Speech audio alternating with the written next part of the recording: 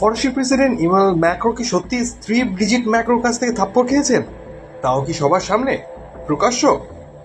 সম্প্রতি ভাইরাল হওয়া একটি ভিডিও ঘিরে এমনই প্রশ্নে সরগরম হয়েছে সোশ্যাল মিডিয়া। ভিডিওটি নিয়ে আলোচনা ঝড় বয়েছে ইউরোপ থেকে এশিয়া পর্যন্ত। ঘটনাটি ঘটে ভিয়েতনামের রাজধানী হ্যানয়ে। রাষ্ট্রীয় সফরে সেখানে পৌঁছান ফরাসি প্রেসিডেন্টের বিমান নামার পর দরজা খুলে দেওয়া হয় এবং ভিডিওতে দেখা যায় এক লাল পোশাক পরা নারী আচমকা দুহাত তুলে ম্যাক্রোর মুখে স্পর্শ করেছেন, যা দেখতে অনেকটাই থাপ্পড় মারার মতো। এই ঘটনাতেই ছড়িয়ে পড়ে জল্পনা, ম্যাক্রো কি চড় খেলেন স্ত্রীর হাতে? ভিডিওতে আরো দেখা যায় এই লাল পোশাক পরা নারী ছিলেন ফার্স্ট লেডি ব্রিজিট ম্যাক্রো। ঘটনার পর ম্যাক্রোর দিকে হাত বাড়ানো হলেও স্ত্রী কোনো হাত ধরেননি, বরং একসঙ্গে হাঁটেন দুজনে, কিন্তু আলাদা দূরত্ব যেন চোখ এড়ায় না দর্শকদের।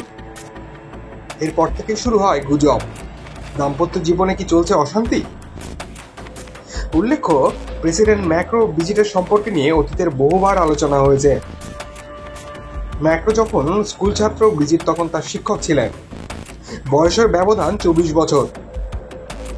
প্রেমের কাহিনী সিনেমাকেও হার মানায়, তবে তাদের সম্পর্ক সবসময় প্রকাশ্য, আত্মবিশ্বাসী এবং মজবুত দেখিয়েছে। ফলে এমন হঠাৎ দৃশ্য আরো চমকে দেয় মানুষকে। তবে প্রেসিডেন্ট ম্যাক্রো নিজে এই জল্পনার জল ঢেলেছেন।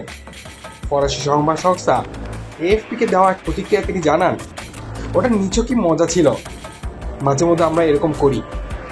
তিনি আরো বলেন, অতীতেও ভিডিও ক্লিপ করে ভুল ব্যাখ্যা হয়েছে।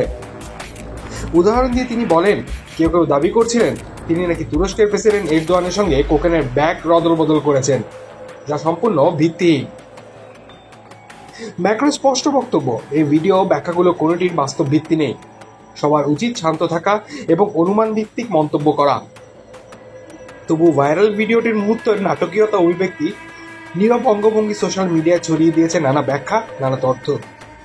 সত্যি যাই হোক না কেন, ভিডিওটি আমাদের মনে করিয়ে দেয় রাজনৈতিক নেতৃত্বের ব্যক্তিগত মুহূর্তগুলো আজ কতটা সহজেই গণমানুষের আলোচনার কেন্দ্রে চলে আসে। ভিডিওটি যদি ভালো লেগে থাকে তবে লাইক করুন, শেয়ার করুন এবং সাবস্ক্রাইব করতে ভুলবেন না।